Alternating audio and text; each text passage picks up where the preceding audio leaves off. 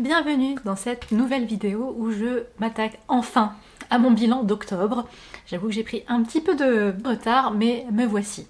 J'ai décidé pour ce nouveau bilan de le prendre un peu différemment et en fait de te donner mes lectures de celles que j'ai le moins aimées à mon coup de cœur absolu du mois.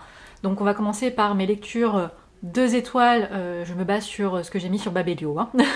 2 étoiles, 3 étoiles, 4 étoiles, 5 étoiles jusqu'au coup de cœur, en sachant que du coup c'est un bilan de 18 romans pour ce mois d'octobre. Alors on commence avec le seul roman 2 étoiles de ce mois-ci, Dieu merci j'en ai pas 40 000. Il s'agit d'Astérès d'Igor David. C'était très dommage parce que c'était une lecture en partenariat avec la maison d'édition, mais vraiment ça a été un enfer pour moi. Je ne doute pas qu'il y a des gens qui apprécient, d'ailleurs sur Babelio il a des plutôt bonnes notes, mais alors moi c'était vraiment pas possible. Donc c'est un space opéra qui nous emmène sur un vaisseau avec une intelligence artificielle qui ne rêve que d'une chose, c'est de devenir humaine, et d'une humaine qui est plus ou moins née grâce à cette intelligence artificielle et qui, elle, cherche l'immortalité.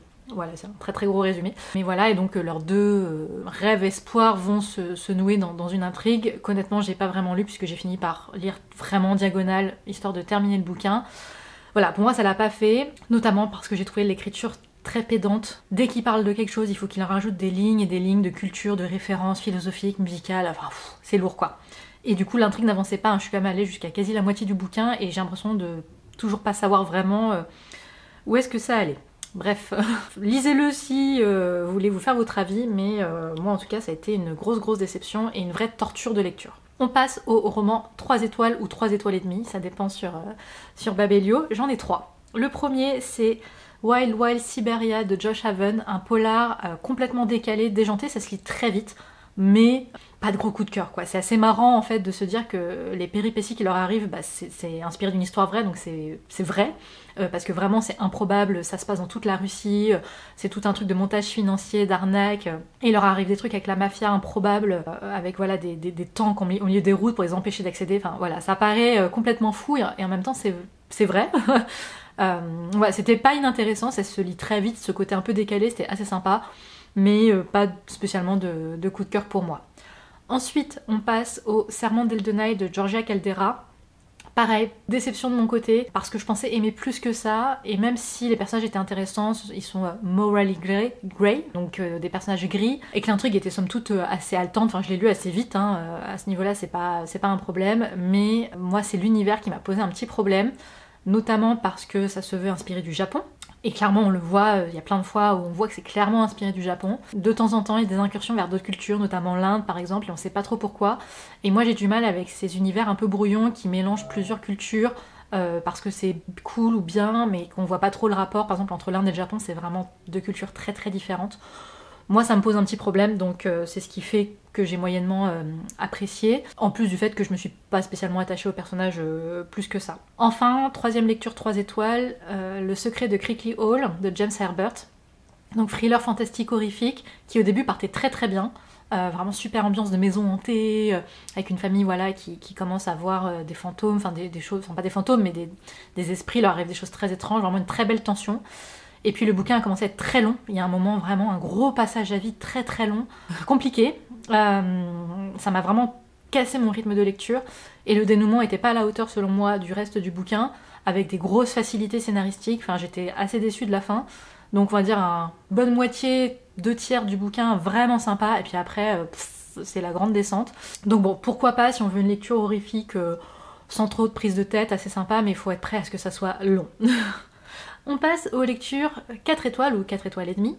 C'est la majorité de mes lectures, je suis plutôt bon public en fait je pense globalement. Premier roman, Profite du chemin de Ludivine Labbé, un roman initiatique développement personnel qui nous emmène en Guyane. J'ai beaucoup aimé, c'est plein d'un joli message, les personnages sont attachants et ça parle de choses pour le coup on se sent quasiment tous et toutes concernés. Et j'ai beaucoup aimé surtout le fait que l'autrice parle notamment d'appropriation culturelle, de toute la partie mercantile et commerciale du développement personnel. Petit exemple, mais à un moment elle parle de lithothérapie et notamment de la provenance des pierres, et je trouve ça super intéressant parce qu'on en parle finalement assez peu en développement personnel. Et j'ai aimé qu'elle parle de ça, elle parle aussi du système patriarcal de l'éducation nationale, enfin voilà, des sujets hyper modernes et qui font du bien au-delà du message développement personnel du roman qui est somme toute en plus me parlait beaucoup à ce moment-là. Ensuite, Cristal qui songe, dont j'ai parlé dans une vidéo précédente, donc un classique du fantastique science-fiction très étrange. Le petit garçon voilà, qui mange des fourmis et qui se retrouve pris en charge par des nains d'une foire, et face à lui le cannibale, donc le chef de cette foire, qui a découvert des cristaux qui sont une sorte de forme de vie alternative sur Terre, mais qui s'en fiche complètement de l'humanité. J'irai pas plus loin. Très spécial, j'ai adoré. Les personnages sont très très attachants, vraiment. Mais il y a vraiment 2-3 moments où on est là genre waouh, où est-ce que ça va quoi. C'est sûrement ça qui fait que j'ai pas eu un complet coup de cœur. Ensuite, Amstramgram de M.G. Arledge. Thriller assez bien fait, avec des chapitres très courts, donc très dynamiques. Ce sont des duos de victimes qui sont enlevées à chaque fois. Et donc on suit l'inspectrice, mais on suit aussi les victimes quand elles sont enlevées. Et en fait, elles sont mises face à un choix très complexe qui est tuer ou être tuée. Donc en fait, elles sont enfermées dans un endroit où personne ne peut les trouver et dont elles ne peuvent pas sortir.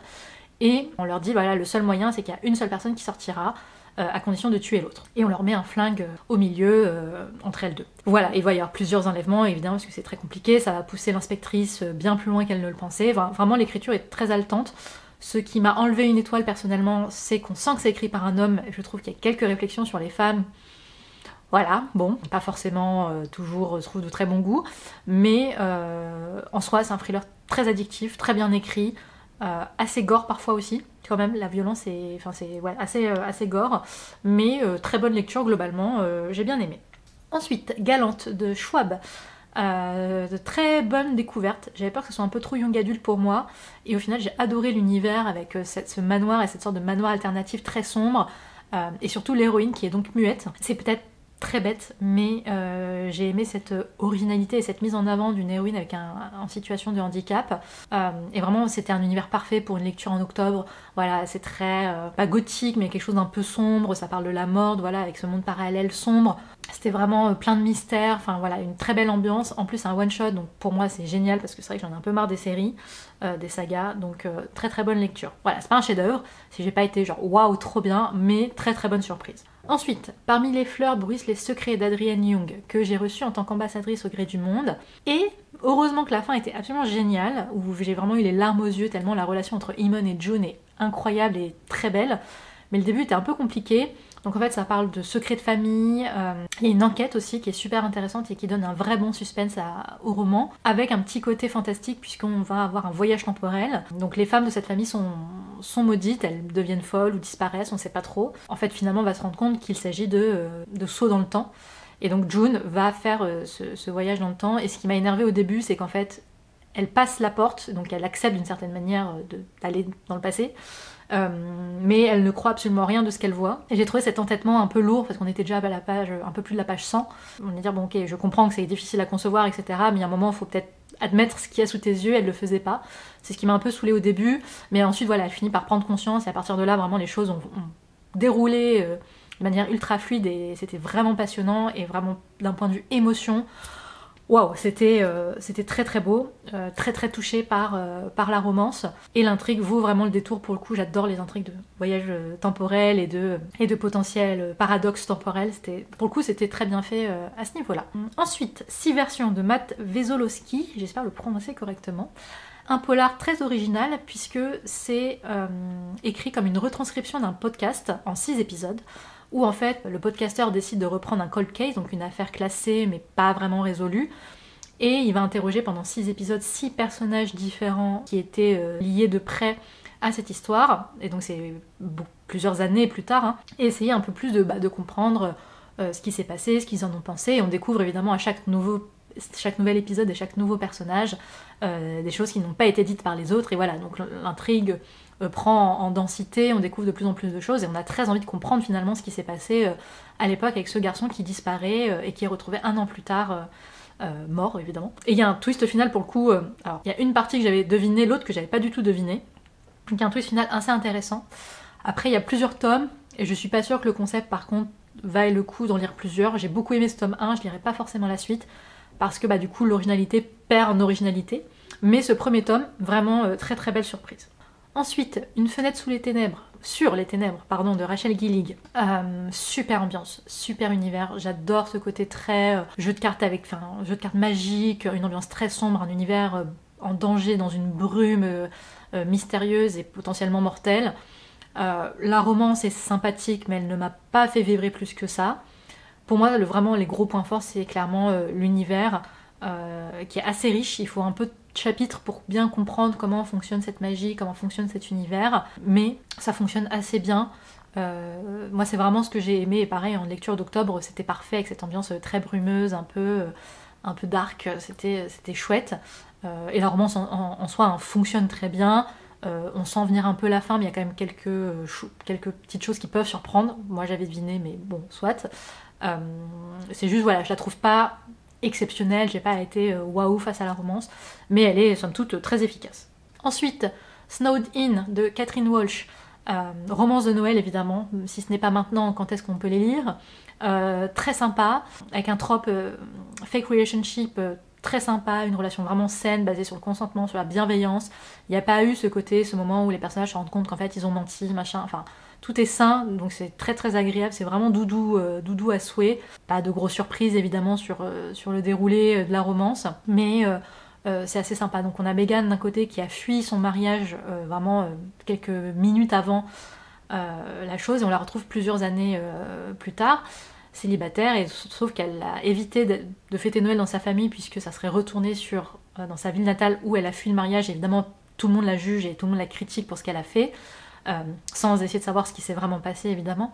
Et de l'autre côté on a Christian, célibataire aussi, qui a pas très envie de rentrer à Noël parce qu'il en a marre de se prendre des réflexions par ses parents, d'être regardé un peu avec pitié sur le fait d'être toujours célibataire. Il a une super carrière mais il est tout seul. Et donc les deux décident de faire semblant d'être ensemble à Noël, chacun pour les raisons. Donc elle pour pouvoir enfin rentrer la tête haute dans sa ville natale, et lui pour qu'on arrête enfin de le saouler avec ça. Très mignon, vraiment très doudou. Enfin moi c'est les romances de Noël comme j'aime, où il n'y a pas de violence, il n'y a pas de mécommunication, je ne sais pas si ça se dit, mais voilà, il n'y a pas de gros problèmes de communication puisque tout est basé sur quelque chose d'assez sain et c'est très agréable. Ensuite, Tokyo Detective de Jake Edelstein. Je n'ai pas lu le premier, donc je pense qu'il y a 2-3 choses que j'ai peut-être pas complètement comprises, mais c'était pas gênant en soi. Super intéressant, vraiment j'ai découvert des choses passionnantes sur le Japon, sur l'histoire du Japon et sur la société japonaise. Alors, il y a des choses qu'on se doutait un peu, mais je pensais pas à ce point. À ce niveau-là, c'est passionnant, mais c'est vrai que c'est un peu décousu, puisqu'il y a une sorte de trame, et parfois voilà, il fait un chapitre sur un autre truc, enfin voilà, c'est un peu décousu, et du coup c'est pas un polar au sens strict du terme, où il n'y a pas une enquête avec une résolution d'enquête, mais d'un point de vue documentaire, avec une écriture très entraînante, avec une petite pointe d'humour. Enfin moi je l'ai lu très très vite, j'ai beaucoup aimé, mais je conçois qu'on ait du mal à le considérer comme un polar au sens strict du terme. Voilà pour les 4 étoiles, on va passer donc maintenant aux 5 étoiles, donc vraiment mes romans préférés du mois d'octobre. Le premier, une merveille, une pépite, Ring Shout de P. Djeli Clark. Court roman, mais alors incroyable. On est dans les années 20 aux États-Unis, donc en pleine période suprémaciste blanche. On est dans le sud des États-Unis évidemment, donc c'est la période Ku Klux Klan, etc. Et on va suivre Maryse, une jeune femme noire avec une épée magique, pleine de colère et qui zigouille du monstre à tour de bras, puisque dans cet univers-là, les clanistes sont des magiciens suprémacistes blancs, et les Ku Klux sont des monstres qui ont une forme humaine, mais ceux qui ont la vision voient que ce sont des monstres, et ils ont cette forme de crâne conique, comme le Ku Klux Klan avec leur chapeau pointu.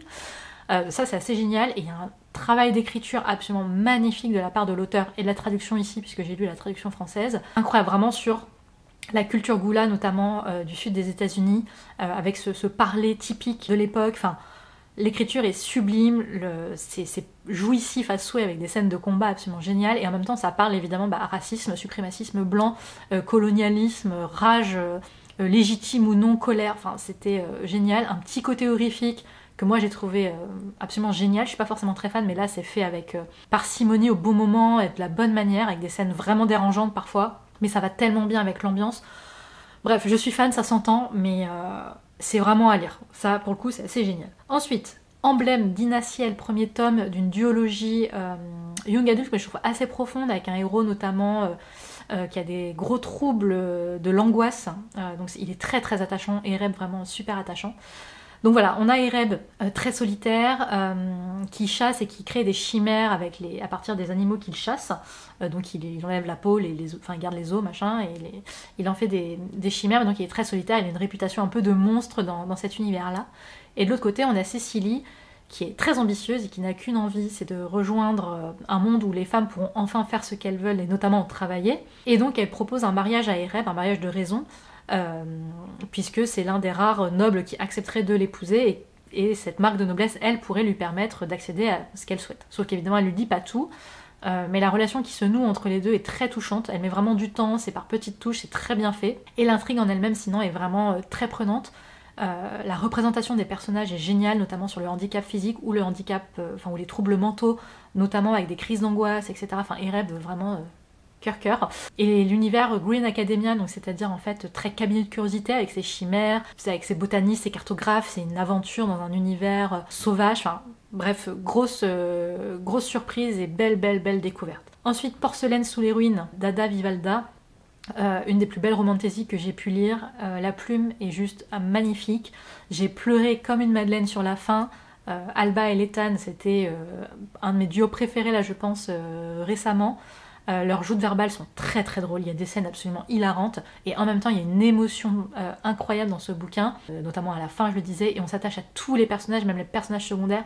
C'est vraiment une famille qu'on apprend à connaître et qu'on n'a pas envie de quitter, et l'univers aussi est absolument fantastique. C'est une sorte de... C'est très féerique, en même temps c'est futuriste post-apo, puisque les humains ont fui la Terre à cause de la montée des eaux notamment, et donc il ne reste que quelques terres émergées et quelques humains qui n'ont pas pu partir ou n'ont pas voulu partir. Et donc Alba dirige une de ces communautés sur une terre très fertile, et de l'autre côté on a un conseil qui va faire face à probablement une famine s'il ne découvre pas le secret de la fertilité de ces terres. Et c'est pour ça que Letane est envoyé pour trouver un compromis, on va dire. Évidemment, rien ne va se passer comme prévu. Mais il y a aussi de la magie, puisque Alba est une génie qui était rejetée par les siens pour avoir accordé trop de vœux aux humains. Enfin voilà, je trouve que rien que le résumé, comme ça, on sent que c'est poétique, c'est beau. Et j'ai aimé ce côté terre abandonnée. Enfin, vraiment, pareil, à lire absolument, c'était génial. On change complètement de registre avec le dernier roman 5 étoiles qui est Coupé, de Chris Brookmyer, un polar un peu décalé et absolument génial, avec un duo improbable mais très attachant. Donc on a d'un côté Millicent, une ancienne maquilleuse d'effets spéciaux du cinéma gore, qui vient de passer 25 ans en prison pour le meurtre de son petit ami, même s'il a toujours clamé son innocence.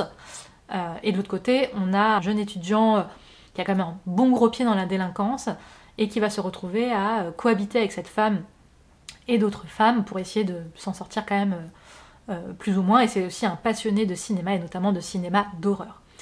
Les choses vont s'accélérer au moment en fait où on va comprendre que Millicent était vraiment innocente, et qu'elle décide donc de découvrir la vérité, aidée de ce jeune homme pour une raison dont je tairai la raison dans cette vidéo. Mais donc voilà, s'ensuit une aventure, un road trip absolument génial en Europe, avec toutes les difficultés inhérentes au fait que 25 ans plus tard, tous les gens que elle connaissait sont soit morts, soit ont disparu, soit sont vieux, enfin bref voilà. Le duo est improbable, mais encore une fois, comme je le disais, attachant au possible. C'est plein de rebondissements, donc peut-être effectivement une longue mise en place pour qu'enfin l'intrigue démarre vraiment. Mais on pose les choses avec régulièrement des chapitres dans le passé, un peu avant le meurtre justement, et qui permettent de comprendre comment les choses vont se goupiller. Donc gros coup de cœur pour ce roman qui se lit tout seul malgré le nombre de pages, et j'ai adoré retrouver cette tension et ces personnages super attachants. On termine donc par mon coup de cœur absolu du mois, qui est 5 étoiles et plus si l'on peut dire, avec Une valse pour les grotesques de Guillaume Chamanadjian aux Forges de Vulcain. Que dire ? Lisez-le, c'est absolument magnifique, c'est absolument génial. On est dans une petite ville utopique perdue au milieu des Alpes, on sait pas trop où. On est dans un monde un peu uchronique, je dirais pas trop parce que c'est important, mais donc on est au 19e siècle, mais pas vraiment dans le 19e siècle qu'on connaît. Si vous le lisez, vous allez vite comprendre pourquoi. Et donc on va avoir trois personnages qui vont se rencontrer sur le rythme d'une valse, avec ce roman écrit en 3 mesures séparées d'interludes. Donc on a un chiroplaste obstétricien qui va se retrouver embarqué dans une aventure en faisant la découverte incroyable d'un enfant faune, donc physiologiquement impossible, et pourtant. Sophia, donc, qui est celle qui va le kidnapper entre autres, et qui va se retrouver aussi prise malgré elle dans cette intrigue. Et Renata, qui est l'assistante de Mirabile, pareil, personnage mystérieux mais qui est important au cœur de cette cité, et qui va en fait leur faire comprendre qu'ils sont sur le point de vivre vraiment une rupture essentielle dans la trame de l'histoire de leur ville, et qu'elle pourrait tout simplement disparaître. Il y a toute une réflexion sur la fiction, sur les arts notamment, La musique évidemment avec la valse, mais aussi l'architecture, le dessin, la poésie, enfin je peux pas en dire trop, mais la plume est géniale. On est sur un roman quand même plein d'aventures, un peu de cap et d'épée, plein de rebondissements, et en même temps c'est fantasque, c'est intelligent, c'est riche. On s'attache à tous les personnages, leurs relations sont vraiment profondes et bien traitées, c'est plein de mystères. Je pourrais continuer comme ça des heures et des heures tellement c'est génial. Vraiment une valse pour les grotesques, c'est à lire, et en plus c'est en one shot, ce qui n'a rien pour me déplaire, même si les sagas c'est très bien, mais donc voilà, c'est une petite merveille à lire en quelques heures qui se dévore et vraiment qui confirme l'auteur comme une étoile montante de la fantaisie française, et j'ai très très hâte de voir ses prochains romans. Voilà pour ce bilan du mois d'octobre avec mes 18 lectures. Dis-moi en commentaire s'il y en a que tu as lu, s'il y en a qui te tentent, ce que tu en as pensé si jamais tu les as lus. Et puis on se dit à très vite pour une nouvelle vidéo. Ciao ciao.